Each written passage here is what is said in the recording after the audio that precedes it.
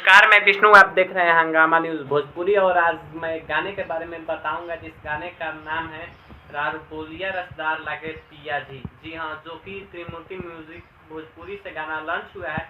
इस गाने के बारे में मैं पूरा डिटेल दूंगा इसी वीडियो में। तो चलिए वीडियो में आगे बढ़ने से पहले चैनल पे जो लोग भी नए हैं तो चैनल को सब्सक्राइब कर दीजिएगा और बेल आइकन दबा दीजिएगा ताकि भोजपुरी की हर छोटी खबर आप तक पहुंचती रहे।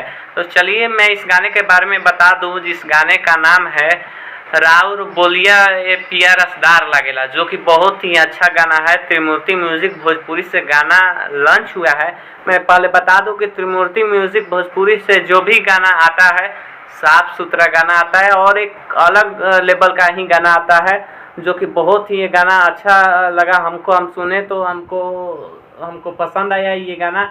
हम फिर सोचे कि चलिए इस पे वीडियो बना देते हैं कि जो लोग बोलते हैं कि भोजपुरी में केवल अश्लील है, तो ऐसा गाना भी भोजपुरी में आता है जिस गाने का नाम है रार बोलिया रसदार लागे ए पिया। जी हाँ, जो कि भोजपुरी में बहुत ही अच्छा गाना आया है। मैं बता दूं ये गाना गाए हैं बादल बवाली, जो कि बहुत ही पुराने सिंगर है और बहुत ही उनका आवाज़ अच्छा भी है।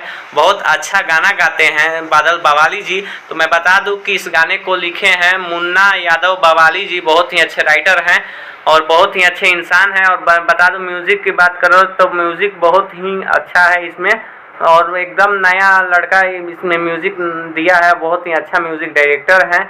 तो आज जाइए आप लोग त्रिमूर्ति म्यूजिक भोजपुरी पर ये गाना सुनिए। गाना कैसा लगा कमेंट भी कीजिएगा और चैनल को सब्सक्राइब भी कर दीजिएगा ताकि आपको ऐसा ही गाना आपको सुनने को मिले। तो चलिए मिलते हैं अगले वीडियो में, तब तक के लिए धन्यवाद।